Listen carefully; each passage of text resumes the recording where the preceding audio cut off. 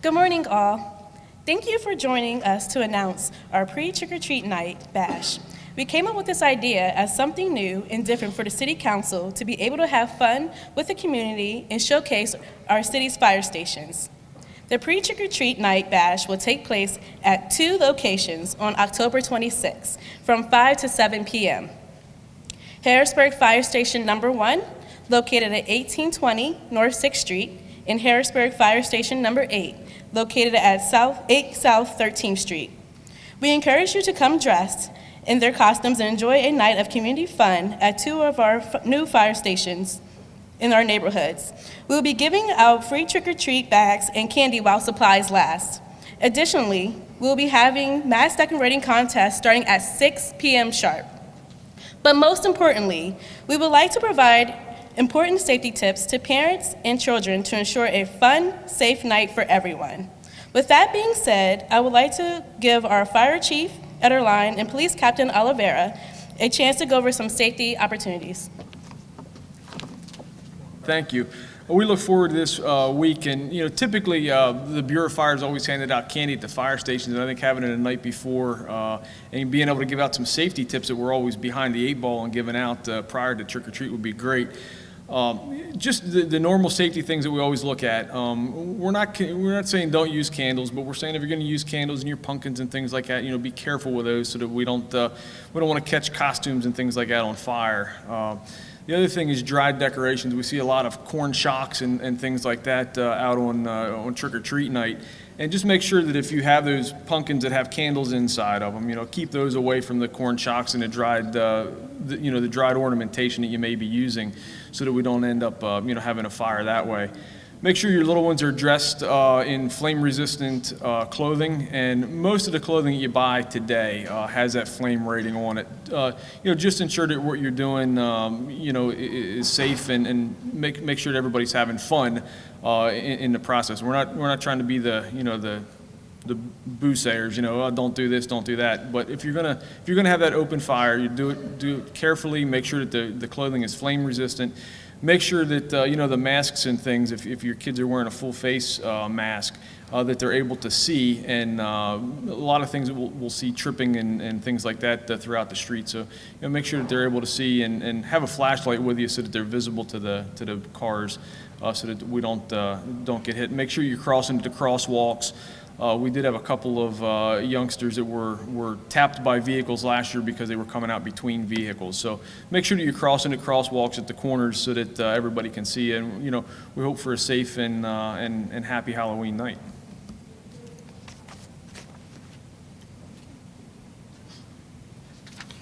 Thank you, sir.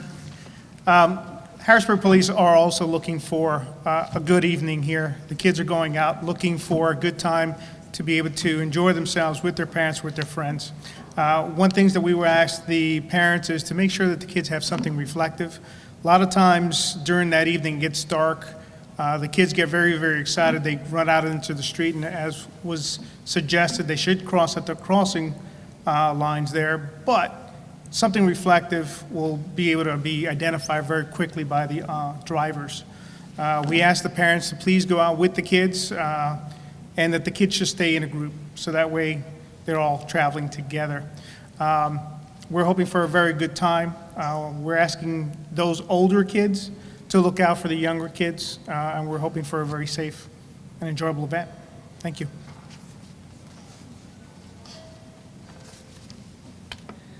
Well, just as council, we can't do all these things on our own, so there's a number of partners I'd like to thank that have decided to partner with council in this endeavor. First, I'd like to thank Capital Region Water, who will be setting up some fun activities for children and providing water. PSCCU was a partner that helped donate bags that can be used for trick-or-treat. Harrisburg Hershey Regional Visitors Bureau and the Downtown Improvement District also provided trick-or-treat bags. Harrisburg University is providing cookies and juice for kids, and the Tri-County OIC is donating books.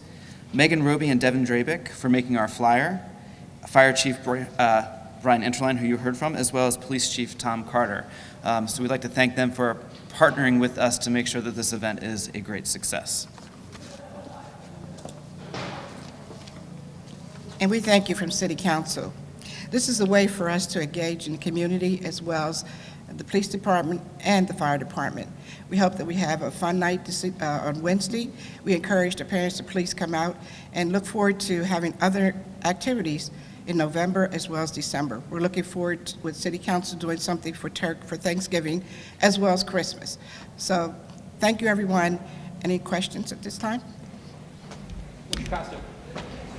I'm coming to submit. No, we encourage everyone to come in with costumes if they can, please. I don't know if our council members are coming with costumes, but I won't have a costume on that evening. Detective Oliveira, just on trick or treat night, can you just speak about the security that's going to be out there to ensure parents that, I would imagine it's going to increase patrols on Thursday night, not just Wednesday. Yes, typically on Halloween, on trick-or-treat night, we have an additional officers that will be throughout the city, just doing extra patrols, making sure that everything's okay and everyone's having a good time. Anyone else? Now, this is on Wednesdays, it's not on Halloween. Right, It's right. not on trick-or-treat. Okay.